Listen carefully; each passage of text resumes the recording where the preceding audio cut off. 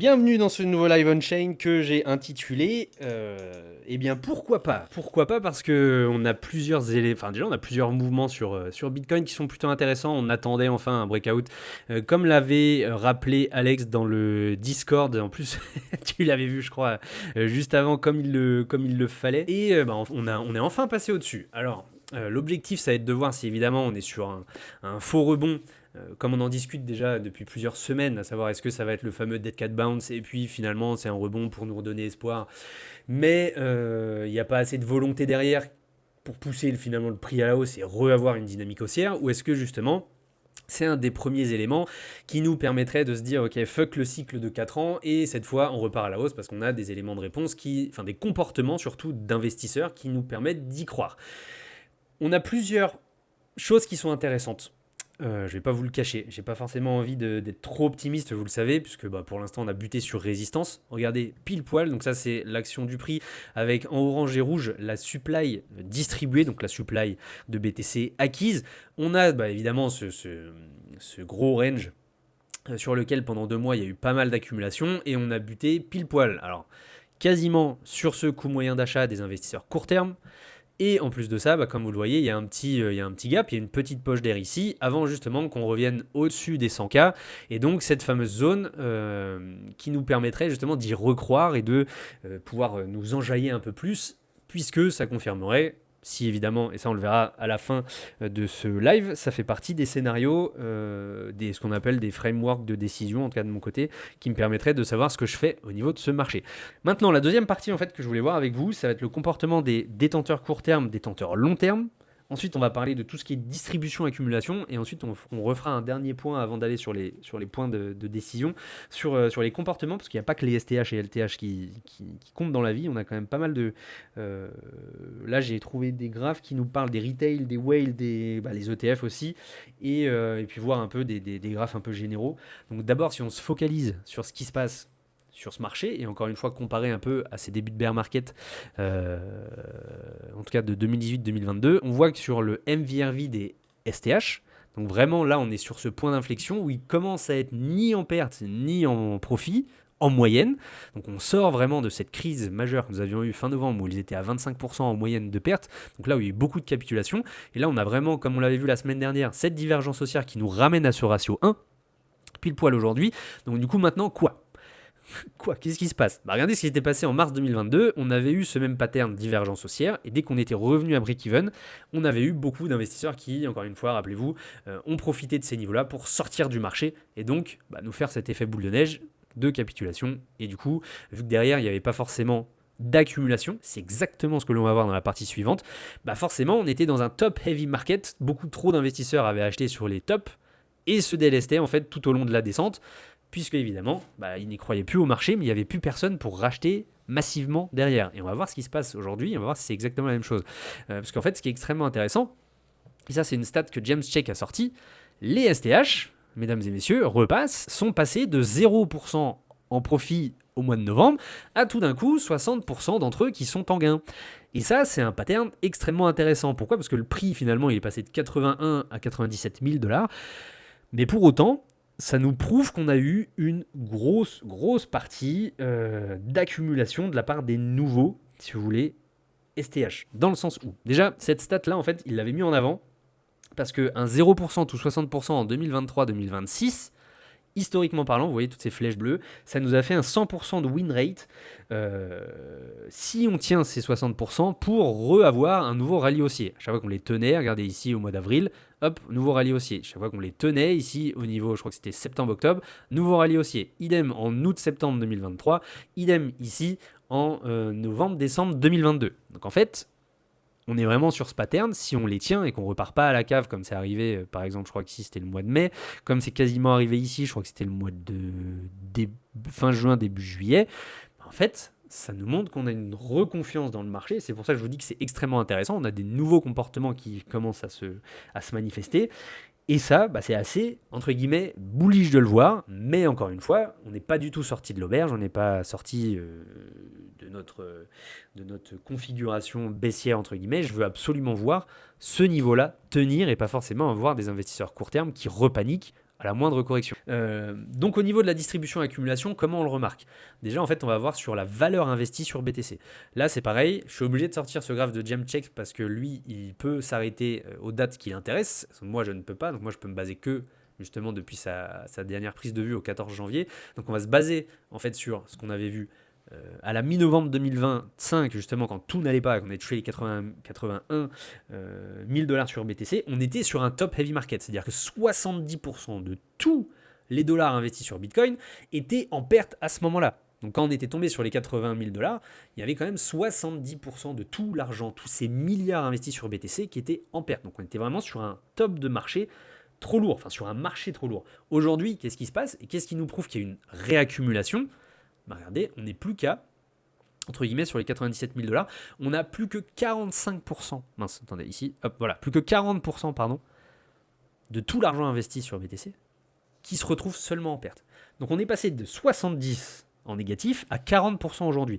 Donc en fait, ça accumule, enfin d'une part ça accumule, et la seconde part extrêmement intéressante, je me le suis noté, c'est qu'évidemment on a une large portion une large nouvelle portion d'investisseurs qui se retrouvent, enfin qui sont de nouveau en profit. Donc ça c'est plutôt intéressant. Autant les LTH, comme je vous l'avais dit, on est maintenant sur plus que 35% de leur argent investi qui sont en perte. Les STH sur du 45% qui sont en perte, mais ça va mieux parce que quand on était sur les 80, bah, c'était quand même beaucoup plus dramatique à l'époque. On était sur, comme il l'a dit, voilà, sur du 70% et du 100% de l'argent investi pour les nouveaux investisseurs, nos fameux STH ici en rose, qui se retrouvaient dans le rouge. Donc tout ce qu'ils avaient investi depuis 6 mois était sous l'eau. Et là, bah, ça va quand même beaucoup mieux puisqu'on est quasiment sur 1 dollar sur 2 qui se retrouve en gain. Donc c'est quand même beaucoup, beaucoup mieux. Il faut aussi le relever, c'est que entre les 80 000 à peu près, donc notre bottom que nous avions eu au mois de novembre, et les 97 000 dollars aujourd'hui, il faut que je coupe le bruit parce que ça commence à m'énerver, voilà, c'est que globalement on a 37% des dollars investis qui l'ont été sur ces niveaux de prix là. Donc en fait vous voyez, il y a eu énormément d'argent qui a été investi ici. L'autre point, et donc ça, ce qui est plutôt pas mal, c'est que malgré le fait que on soit allé sur les 97 000 dollars, on a quand même eu, oui, certes, des investisseurs court terme qui en ont profité pour vendre, pour doubler en fait leur pression vendeuse et leur prise de profit. Vous le voyez, entre le 1er janvier et le 15, on est quand même passé de 1400 à 2800 BTC de prise de profit. Mais par contre, on a des prises de perte qui ont quand même largement baissé. Et par contre, point exceptionnel, c'est que nos détenteurs à long terme, bah, eux, ils n'ont quasiment pas vendu plus que ça, malgré ce beau rebond. Donc ça, c'est plutôt top. C'est vraiment quelque chose qui est extrêmement intéressant, je le trouve. Donc les prises de perte et les prises de profit sont en nette diminution. Est-ce qu'on a capitulation finale, on va dire, des investisseurs court terme et finalement cette phase d'accumulation qui se manifeste de plus en plus? Potentiellement. Et moi, j'aime beaucoup ça. Donc forcément, pour l'instant, encore une fois, on reste très prudent, mais c'est un des points qui est à relever, que même en fait, si justement on retourne sur cette résistance ici, sur les 97-90 000 dollars, c'est pas pour autant que c'est non plus un déversement massif, une sortie massive finalement de tous les investisseurs qui veulent sortir du marché. Donc est-ce que justement on se fait avoir sur ce dead cat bounce, etc. La question va résider dans l'action du prix qui va se dérouler dans les prochains jours, prochaines semaines. Maintenant, l'autre pattern que j'aime beaucoup, parce que vous le savez, le SOPR, ça faisait très longtemps qu'on ne s'était pas attardé dessus, malheureusement, mais parce qu'en fait, on était dans cette phase de capitulation. Les détenteurs court terme capitulaient depuis globalement le fameux flash crash du 10 octobre, et cette divergence haussière dont on a relevé le pattern depuis quelques semaines maintenant, et qui commence à basculer en hausse, donc prise de gain, petite frayeur, reprise de perte, et on rebascule dans du vert, toujours en divergence haussière. Donc ça, c'est plutôt intéressant. C'est plutôt bien parce que c'est pas forcément, regardez ce que l'on avait vu tout au long de la descente lors du dernier ATH que nous avions fait en 2021, jusqu'à justement cette zone, en fait, ce point bottom. Là, pareil, divergence baissière, ce que nous avions eu ici, mais par contre, ici, on n'avait pas forcément de grosses divergences haussières qui s'étaient manifestées, sauf cette pointe de sortie que nous avions eu en mars 2022, ce fameux dead cat bounce. Et globalement, en fait, ce que l'on veut voir, c'est pour l'instant une reprise comme cela s'était passé par exemple ici en 2023, cela s'était passé là également après le bottom d'août 2024, j'ai pas envie de me tromper, et du coup en fait une reprise de plus en plus forte de la prise de profit plutôt que de la prise de perte, donc des investisseurs qui sont quand même beaucoup plus confiants à maintenir leur BTC dans leur portefeuille tant qu'ils ne sont pas en profit un peu plus. Donc ça c'est plutôt intéressant de le voir que pour l'instant on est vraiment sur une divergence haussière qui est plutôt belle, et donc c'est à continuer, c'est à surveiller, mais c'est vraiment vraiment positif pour l'instant. Du côté maintenant des inflows d'ETF, mesdames et messieurs, ça faisait longtemps qu'on n'avait pas vu ça. 4 jours d'affilée d'investissement, j'ai envie de vous dire, puisque depuis le 12 janvier, on est sur du positif. Plus 116 millions, plus 750, plus 840, plus 100 hier, malgré le top local, entre guillemets. Et donc, depuis longtemps, on n'avait pas vu une belle poussée comme ça, hein, plus 1 milliard 500 millions d'entrées de capitaux sur les ETF sur cette semaine. Mesdames et messieurs, c'est quand même quelque chose d'assez sympa. On va pas se mentir, c'est plutôt intéressant de le voir. Maintenant, évidemment, est-ce que c'est comme en fait les reprises que nous avions vues, par exemple en avril-mai avec beaucoup d'arrivées de capitaux, ou comme ce que nous avions vu à partir de la mi-octobre avant l'explosion à la hausse, ou est-ce que c'est justement du FOMO là aussi un petit peu, et puis c'est un peu ce que nous avions vu malheureusement lors de fin septembre, début octobre, avant en fait de flancher littéralement. Donc bon, pour l'instant les probabilités sont quand même plus à avoir cette comment on appelle ça, cette envie, cette volonté peut-être des institutions de réinvestir sur le marché sur ces niveaux de prix, ce qui est pour l'instant plutôt intéressant. Maintenant, quand on va regarder ce que j'ai pu trouver aussi comme data que je n'ai pas forcément de mon côté, mais c'est que le PDG de CryptoQuant nous a sorti ce graphique qui nous disait que ce qui est plutôt pas mal, c'est que pour l'instant, le retail au niveau du spot sort plutôt du marché. Donc pareil, capitulation en fait des top buyers, donc le retail qui avait FOMO lorsque le Bitcoin était forcément sur des niveaux de prix beaucoup plus élevés, et qu'à l'inverse, les whales sont plutôt en train d'acheter. Donc vous le savez, moi je regarde pas trop ce genre de data, mais c'est quand même important de jeter un œil de temps en temps. Pour lui, évidemment, les big whales sont plutôt en train de comment on appelle ça, d'accumuler sur ces niveaux-là. Donc c'est plutôt intéressant.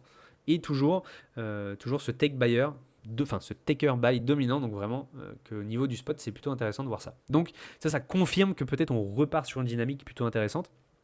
Et enfin, le graphe de Bitcoin Vector, donc vous savez qu'eux ont des graphes qu'on ne trouve pour l'instant nulle part, qui nous dit qu'il y a pour l'instant une divergence plutôt positive là aussi par rapport à ce qu'il appelle des régimes shift, et que pour l'instant, sur des time frames assez hautes, on est plutôt sur une divergence positive, et que comme il le dit, sur 2025, à chaque fois qu'on avait eu cette divergence positive ou négative, en fait, à chaque fois, il y a eu quelque chose d'assez violent. Donc ça peut être justement le moins 22% que nous avions eu en février, lorsque eux, ils avaient repéré cette divergence négative, ou plutôt cette reprise à la hausse, quand ensuite, on avait tout au long de février, mars, avril, donc dans cette zone de bottom, il y avait une divergence positive qui commençait à se faire, et ensuite on a eu un plus 66% sur BTC, ensuite divergence négative, etc. On a eu le moins de 35, etc., etc. Et donc là, on repart sur une divergence positive.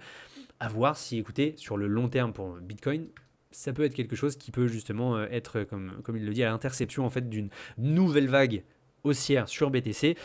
Là sera la question, ça c'est clair. Dans les data on-chain, j'avais deux scénarios en tête. Donc évidemment, soit on trouve résistance sur les 98K ou 102K. J'avais fait des belles continuations ici des lignes rouge, orange et bleu pour en fait essayer de nous montrer ce que l'on pourrait avoir sur le marché. Ce que moi je vais attendre, un breakout plutôt bullish. Donc évidemment, le but ce serait de reprendre ces 98K environ et de se maintenir au-dessus. Encore une fois, avoir, comme vous le voyez ici, ce breakout, de se maintenir au-dessus. Là, les bears, forcément, perdront un peu leur momentum baissier. Et la prochaine résistance serait évidemment entre les 98 et 102K, comme je vous en ai parlé. Ça, c'est évidemment ce que l'on veut voir pour un breakout à la hausse. Et vraiment sortir du contexte dead cat bounce. Ça, c'est vraiment le mettre de côté et se dire, ok, les bears ont perdu, on a réussi à avoir une putain de base d'accumulation, excusez-moi du terme, mais vraiment ce changement de main et vraiment cette base d'accumulation qui nous servirait de rampe de lancement pour continuer à aller plus haut. Maintenant, il y a aussi l'idée, comme par exemple c'est entre guillemets en train de se faire maintenant, qu'on est toujours dans une conso, donc toujours 90, 98, comme c'est ce que l'on vit en fait depuis plusieurs semaines. Là pour l'instant on a buté sur les 98K, du coup le troisième, plutôt donc le breakout bearish, donc là plutôt l'inverse, résistance soit sur les 98 comme on l'a fait hier, avant-hier, ou sur les 102, et ensuite rebasculer en fait sous les 81K avec toujours cette fameuse poche d'air qui nous intéresse. Elle est où ma poche d'air favorite? Qui nous intéresse ici, où il y a vraiment personne qui a accumulé du BTC. On va la combler. Alors là, pareil, deux choix. Soit en fait, on s'arrête ici, on accumule, mais dans ce cas-là, potentiellement qu'on puisse vraiment aller chercher les 60K et moins. Ou alors, ça fait vraiment en fait ce qu'on avait vécu par exemple ici. Et en fait, on fait vraiment un flash crash et on repart à la hausse. mais en fait, si vous voulez, c'est un peu pour faire le, ce second, ce point bas plus bas en fait que ce qui s'était passé le 21 novembre, et ensuite repartir à la hausse, comme en fait ça nous a fait en avril-mai 2025. Mais dans tous les cas, je persiste à dire que pour l'instant, on est sur une redistribution en actions et que ça va être vraiment, en fait, c'est vraiment le thème de ce que j'ai vu au niveau des data on-chain qui est corroboré vraiment par ce que James Check aussi a fait, parce qu'en fait, lui, son article qu'il a sorti, je crois, il y a 2 jours, c'est redistribution. Mais en fait, il n'y a pas d'autre chose à dire. C'est vraiment exactement ce que l'on voit sur le marché, en tout cas, et de voir qu'il y a des choses qui, pour l'instant, nous font dire, nous font penser, peuvent nous permettre de penser que peut-être le cycle de 4 ans soit vraiment terminé et que cette base ici est vraiment extrêmement solide. J'ai pas envie d'y mettre ma main à couper, vous le savez, parce que je suis vraiment plus un homme de probabilité. Et donc, même si pour l'instant je reste avec une probabilité plus élevée que on puisse espérer au moins d'aller retrouver les 102 cas minimum, on va toujours être très prudent et faire attention à ce scénario bearish qui, lui, est toujours d'actualité, encore une fois. On ne maîtrise pas tous les outcomes, comme on dit, tout ce qui peut se passer sur un marché, donc on fait vraiment très attention à ça.